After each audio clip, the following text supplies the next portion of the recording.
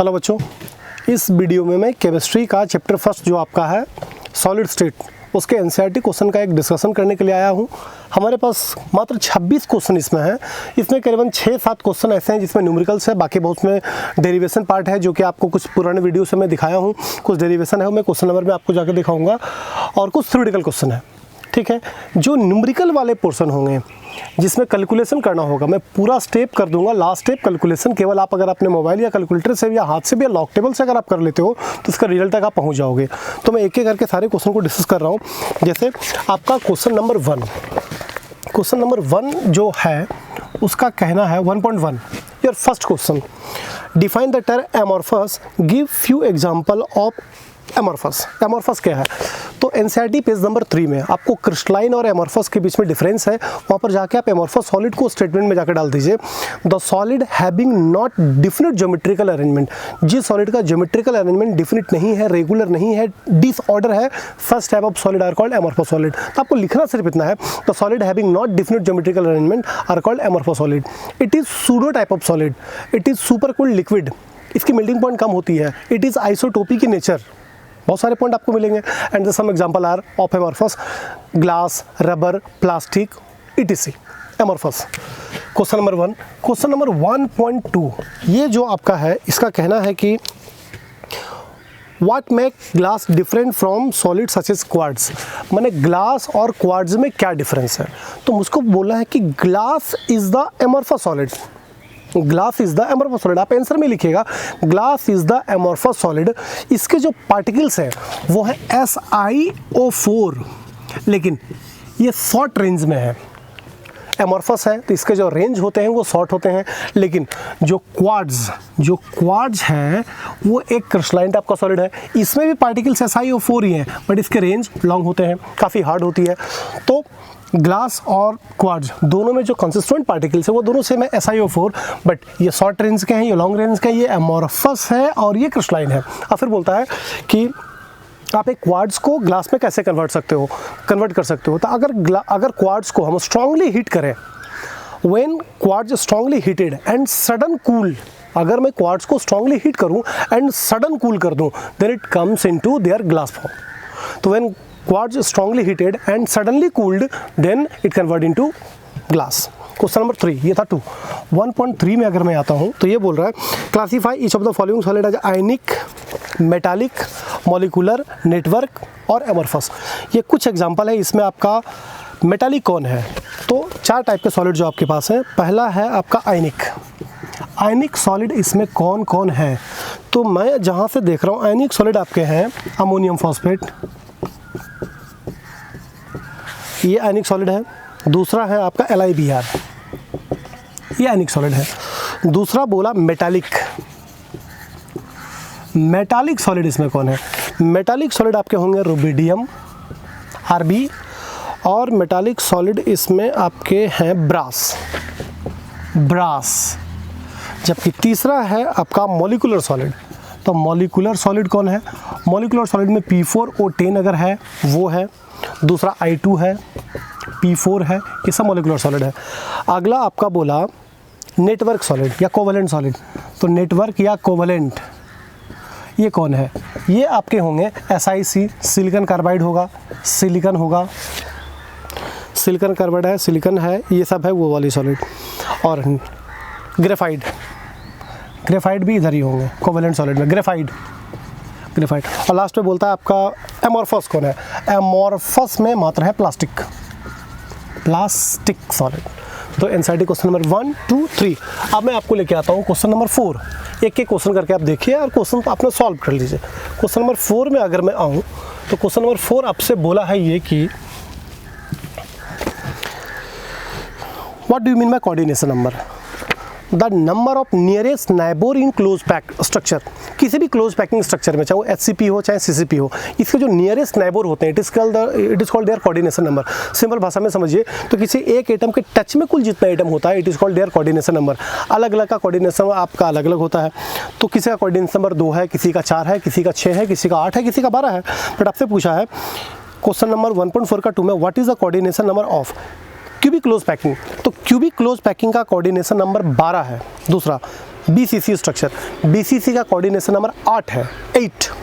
ये था question number 4। Question number 5 बोलता है how can you determine the atomic mass of unknown metal if you know the density and dimension of unit cell. तो इसका simple formula है कि अगर मुझको डायमेंशन पता हो, मतलब ए अगर मुझको मालूम हो, और एटॉमिक मास कैसे निकालोगे आप, एटॉमिक मास कैसे निकालोगे अगर उसका डेंसिटी आपको दिया हुआ है तो इसका एक सिंपल फार्मूला आप डराइव किए हुए हैं, आप जाकर अपने ही चैनल में जाके खोज लीजिए, लिख दीजिए डेंसिटी ऑफ यूनिट सेल। उसमें एक फार्मूला को मैं डराइव किया हूँ जहाँ पर है rho is equal to ZM/A³ into N0।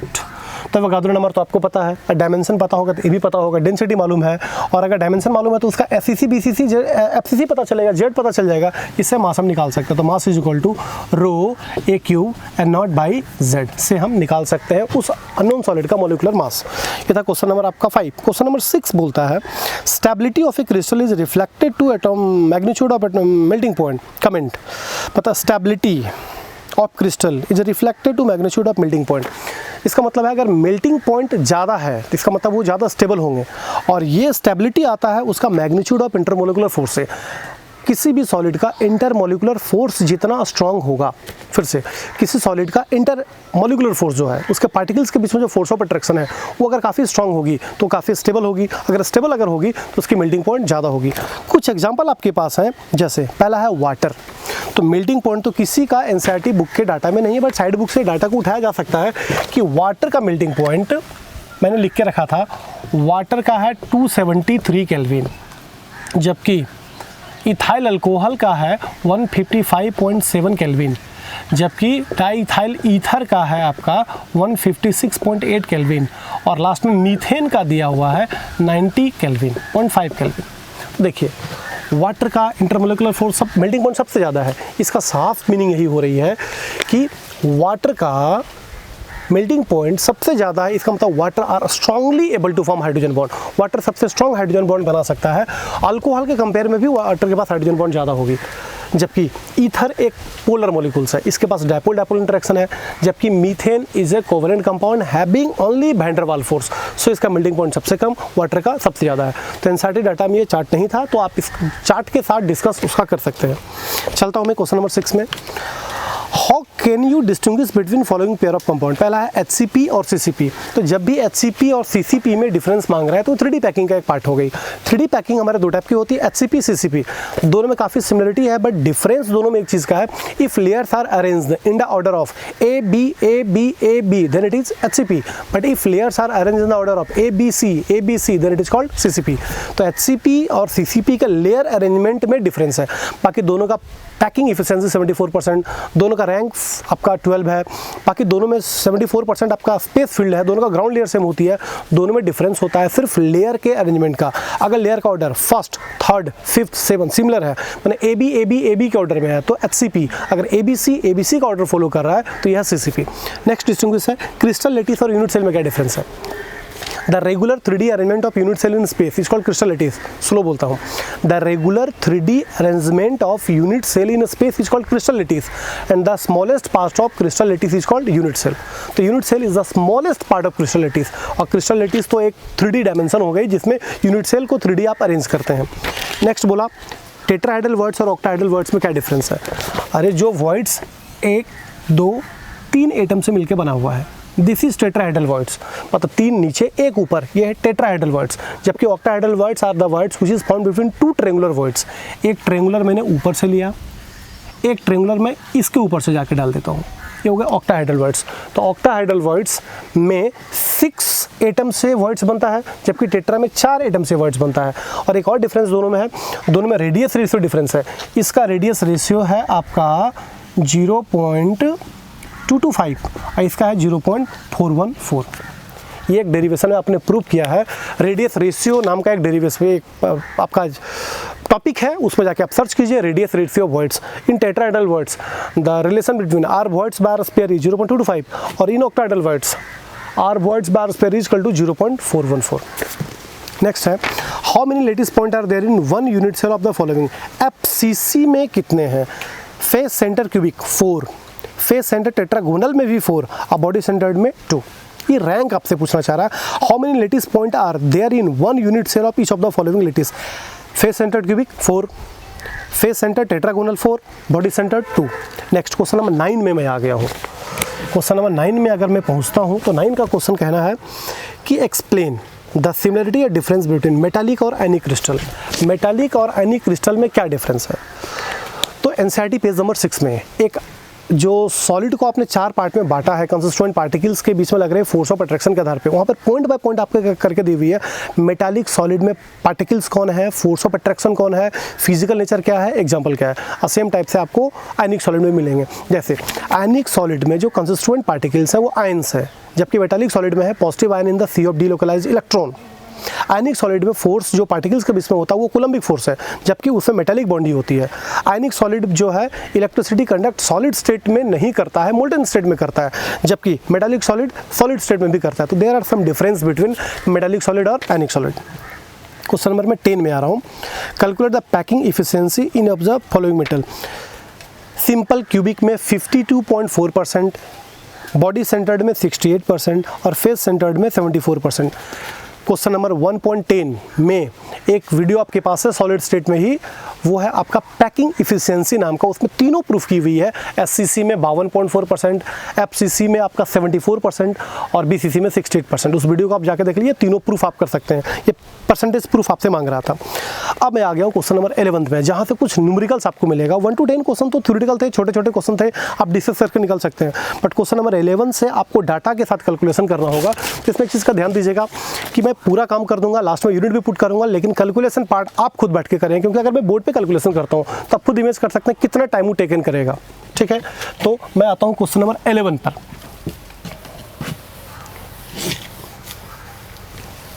Question number 11 का कहना है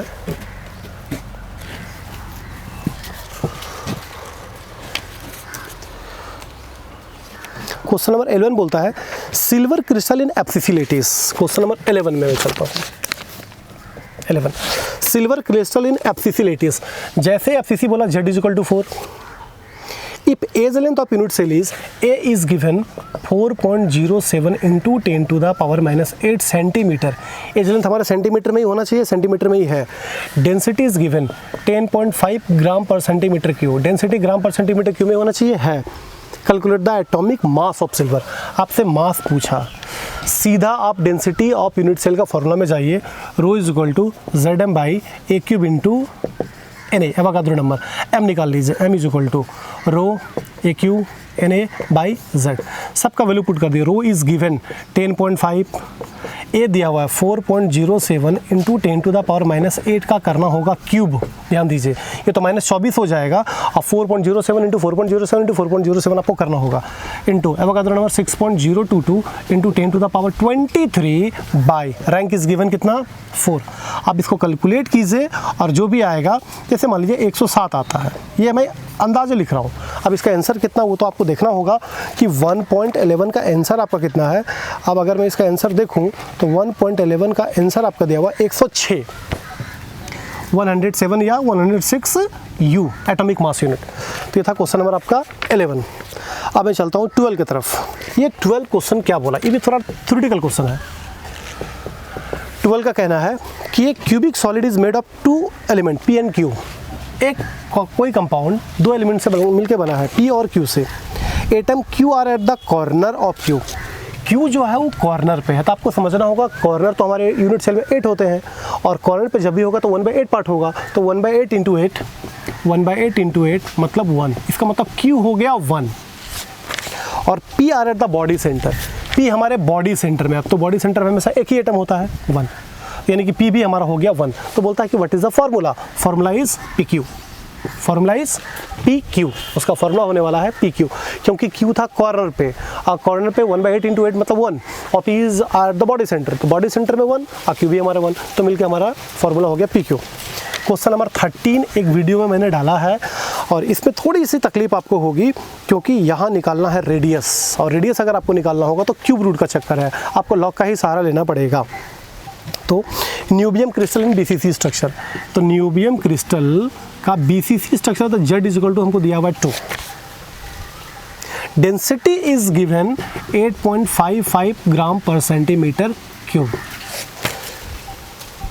कैलकुलेट एटॉमिक रेडियस, आर हमसे पूछा जबकि atomic mass is given 93U। तो सोचिए रेडियस तो निकाला डायरेक्ट फॉर्मूला से नहीं जा सकता, हम यहाँ से एज लेंथ निकालते हैं। तो ये जो रिलेशन हम यूज़ करते हैं rho is equal to Z M by A cube into N, यहाँ से ए क्यू निकाल रहा हूँ मैं, तो A cube is equal to Z M by rho into N A. रो आपको पता है 2, मॉलिक्यूलर मास आपको पता है 93, डेंसिटी पता है 8.55, एवोगाड्रो नंबर पता है। ये करके पहले आप यहाँ से ए निकाल लो। बच्चों क्यूब रूट का चक्कर है, आपको क्यूब रूट फेस करना होगा, इसके लिए एक ही उपाय है लॉग टेबल। अगर वो आपको कर लेते हो तो ए आपकी आ जाएगी, और जैसे ही ए आएगा, लेकिन सेंटीमीटर में आएगा, और जैसे ही वो ए आएगा आपके पास एक रिलेशन है in BCC a is equal to 4r/√3। A को पुट कीजिए, रेडियस आप निकाल सकते हो। ध्यान दो, ए पुट करो, रेडियस आप निकाल सकते हो, क्योंकि ए को तो यहाँ से आप कैलकुलेट कर चुके हो, और एक आंसर आएगा 143 पिकोमीटर, नियरली 143.1 रेडियस आएगा। लेकिन रेडियस तब आएगा जब ए का वैल्यू को पुट किया जाएगा। तो ये तो था तुम्हारा क्वेश्चन नंबर 13 के बाद मैं क्वेश्चन नंबर 14 में आता हूँ। If the radius of octahedral words is छोटी आर, और स्फीयर का रेडियस अगर है कैपिटल आर, ठीक है जी, कैपिटल आर, तो ऑक्टाहेड्रल वर्ड्स में दोनों के बीच का रिलेशन निकालना है। एक वीडियो आपके पास है जिसमें है आपका रेडियस रेशियो ऑफ वॉइड्स, उसमें ऑक्टाहेड्रल के लिए आपने प्रूफ किया है r voids by r sphere is equal to 0.414 octa के लिए, जबकि टेट्रा के लिए 2 to 5 है।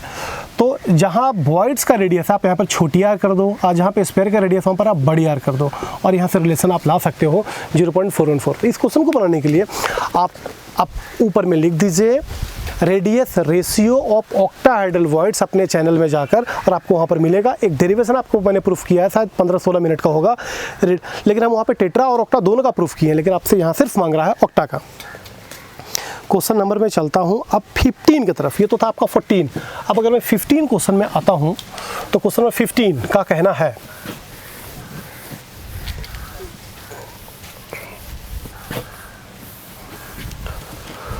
क्वेश्चन नंबर 15 का कहना है कि copper crystal in FCC, copper crystal in FCC। Question 15 में अगर मैं आता हूं तो copper crystal in FCC Z is equal to 4 होगा। Edge length is given 3.61 into 10 to the power -8 centimetre. Edge length is given. So the density आपको दिखाना है कि 8.92 ग्राम पर सेंटीमीटर क्यूब है। डेंसिटी क्वेश्चन में गिवन है, but आपको show करना है कि डेंसिटी इतना ही है। तो डेंसिटी आप निकाल के दिखा दो। Density is equal to rho is equal to Z M by a cube into N naught. FCC का 4। मॉलिक्यूलर मास कॉपर का आप जाके देख लीजिए, प्रिडिक्टेबल में आपको मिल जाएगा। कॉपर का मॉलिक्यूलर मास शायद 63.5 होता होगा, जो भी होगा आप चेक कर लीजिएगा। कॉपर का मॉलिक्यूलर मास बाई ये तो आपको दिया हुआ है 3.61 इंटू 10 to the power -8 का होल क्यूब। ध्यान दीजिए बहुत सारे बच्चे यहाँ पर क्यूब नहीं लिखते हैं। Into 6.0 Avogadro number 2 to 10⁻23। आप इसको सॉल्व कीजिए और ये डाटा आ जाएगा 8.92 ग्राम पर सेंटीमीटर क्यूब। ये तो शो हो गई, लेकिन कैलकुलेट करने के बाद आएंगे। मैं चलता हूँ क्वेश्चन नंबर 16 की तरफ। क्वेश्चन नंबर 16 को भी कल एक वीडियो मैंने बना के दिया है। क्वेश्चन नंबर 16 का कहना है कि नियोबियम क्रिस्टल को एनालिसिस करके देखा गया है कि निकल ऑक्साइड वाले कंपाउंड को, निकल ऑक्साइड का फॉर्मूला है 0.98 1.00। तो what fraction of nickel exist as nickel 2+ और निकल 3+। तो आप काम कीजिए, देखिए सीधा बात सोचिए कि अगर निकल 0.98 है तो ऑक्सीजन है 1.00। अगर हम निकल को 98 मान लें तो ऑक्सीजन को मानना पड़ेगा 100। मान लीजिए कि निकल 2+ को हम x मानते हैं, तो 3+ कितनी हो जाएगी?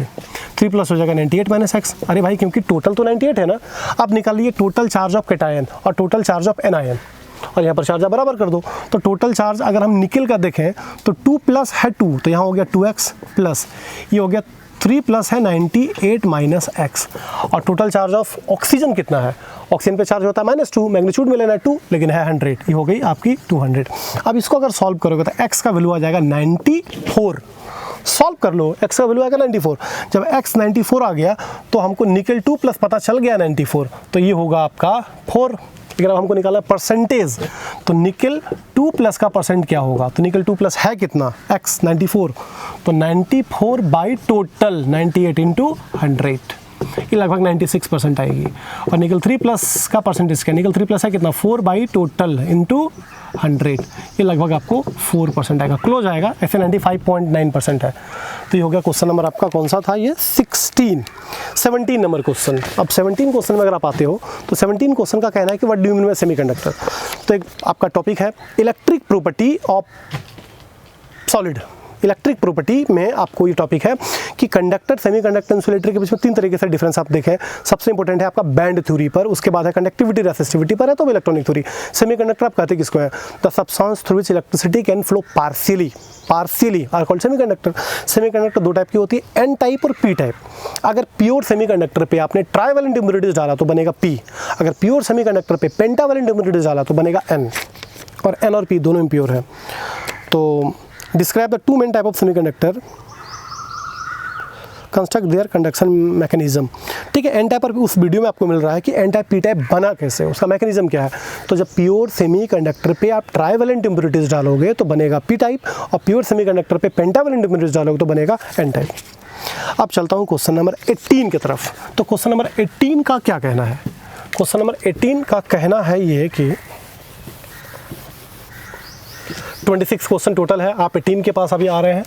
क्वेश्चन नंबर 18 का कहना है कि non स्टोइचोमेट्रिक cuprous oxide CO2 can be prepared in laboratory in the oxides copper to oxygen ratio slightly less than 2:1. Can you account for the fact p type semiconductor। तो इसको मैंने पहले थोड़ा सा लिख के रखा है, देखिए थोड़ा सा जूम करके यहाँ देख लीजिए। 18 the ratio is less than 2:1 in CO2O। Ratio 2:1 है, क्योंकि थ्योरेटिकल क्वेश्चन था, मैंने थोड़ा सा लिख लिया था। The ratio is less than 2:1 in CO2O, so that ये दिखाता है कि सम क्यूप्रस, CU के ऊपर 1+, क्यूप्रस CU को 2+, cupric, some cuprous ion have been replaced by cupric ion. कुछ क्यूप्रस क्यूप्रिक आयन से रिप्लेस हो गया है। अगर रिप्लेस अगर हुआ होगा, जैसे 1+ हटेगा 2 तो 1 2+ आएगा। ध्यान दीजिए, क्यूप्रस का मतलब 1+, और क्यूप्री का मतलब 2+, तो एक क्यूप्री को लाने के लिए 2 क्यूप्रस हटाना होगा। फिर से क्यूप्रस का मतलब 1+, और क्यूप्री का मतलब 2+, तो एक क्यूप्री को लाने के लिए 2 क्यूप्रस हटाना होगा, क्योंकि 2+ आएगा तो 2+ वाला भी जाना होगा, तो 2 ही जाएगा।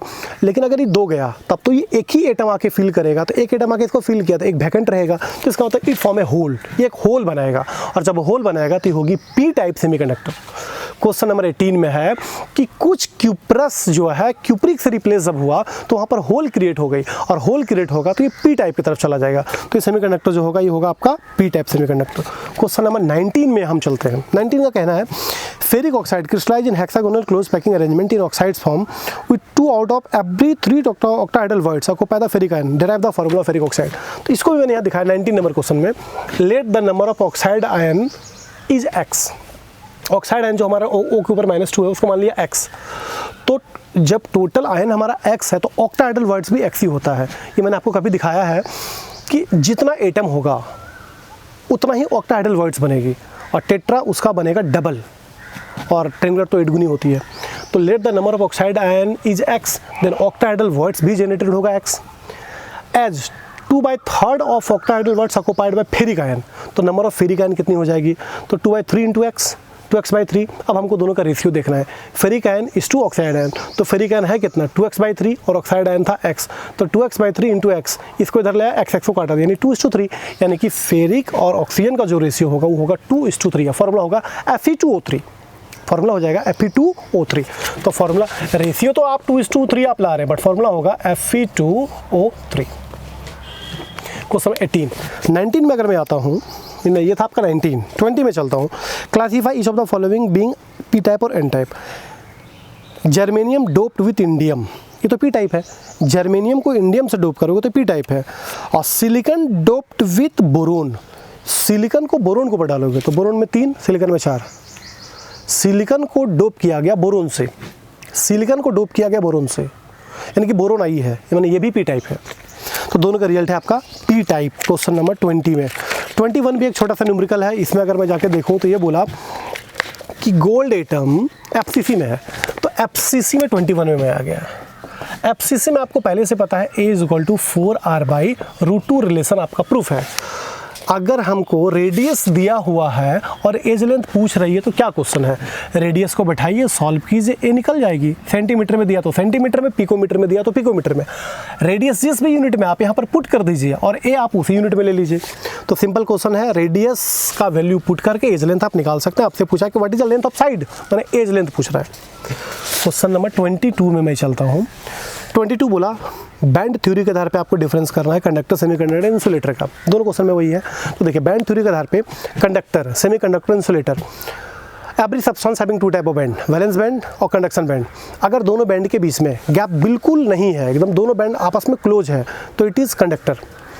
और इंसुलेटर के केस में दोनों बैंड के बीच में काफ़ी लार्ज डिफरेंस होता है, बट सेमीकंडक्टर के केस में दोनों के बीच में लिटिल गैप होती है। तो आप डिस्कस कर सकते हैं, कंडक्टर इंसुलेटर में बैंड काफ़ी बड़ी होती है डिफरेंस, और कंडक्टर और सेमीकंडक्टर में लिटिल गैप होता है। सेमीकंडक्टर में स्मॉल गैप और कंडक्टर में दोनों ओवरलैप होती है दोनों बैंड। सो कंडक्टिविटी काफ़ी इजीली शो करता है। क्वेश्चन 23 क्वेश्चन में अगर मैं आ जाऊँ 1.23 में, तो बोलता है Schottky Frenkel interstitial F centre को आपको डिस्कस करना है। तो Schottky defect is stoichiometry point defect. इस डिफेक्ट में आपने बोला है कि one cation and one anion missing from their real position and create a pair of hole. तो इसको भी जाके आप देख सकते हैं, डिफेक्ट नाम का वीडियो है, उसमें आप जाके देखें, चारों टॉपिक आपको वहीं पर मिल जाएगी। इंटरस्टिशियल का मतलब होता है voids, gap, vacant space between touching spheres. और स्कॉटी डिफेक्ट और फ्रेंकल डिफेक्ट आपको वहीं पर मिल जाएगी डिफेक्ट इन सॉलिड में। ऐसे स्कॉटी डिफेक्ट में डिफाइन करता हूँ, in this type of defect one cation and one anion missing from their real position and create a pair of hole. This defect is more common in any compound having high coordination number and size difference between cation and anion are nearly close. As a result of this defect, density of crystal decreases and neutrality remains constant. Schottky NaCl में, KCl में होता है। Frenkel defect में क्या होता है, एक कोई भी आयन, यूजुअली कैटायन, अपने रियल पोजीशन से हट के इंटरस्टिशियल वर्ड्स में जाके फील हो जाती है। एप सेंटर क्या है, F word comes from Greek word फोरबिन जेंटर मीन्स कलर। और ये एक नॉन स्टोइचियोमेट्री डिफेक्ट में आपको मिलेगी कि जब भी अल्कली मेटल हैलाइड को हम लोग सोडियम वेपर में हीट करते हैं तो सोडियम उसका सरफेस पे डिपॉजिट हो जाता है और वहाँ से क्लोराइड आयन को वो अट्रैक्ट करेगा।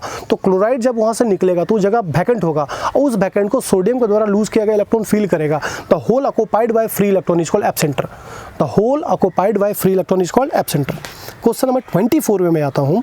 The aluminium crystal in CCP structure. 24 में मैं आ गया। इसका कहना है एल्युमिनियम क्रिस्टल हमारा CCP में है, तो Z इज इक्वल टू इसका भी 4 होगा। FCC, HCP, CCP सबका packing efficiency 74%, Z is equal to 4। Metallic radius हमको दिया हुआ है 125 picometre. What is the length of side, radius दिया हुआ है, रेडियस हमको पता है, what is the length of side A पूछ रहा है। तो A is equal to 4r/√2 FCC के लिए। अब सोचो जब रेडियस हमको पता है तो A तो निकाल लूँगा ना, रेडियस अगर मुझको पता है तो ए निकाल लूँगा। चलिए जी, ए आप निकाल चुके हैं, ठीक है। अब आपसे पूछा how many units are in there 1 centimetre cube of aluminium.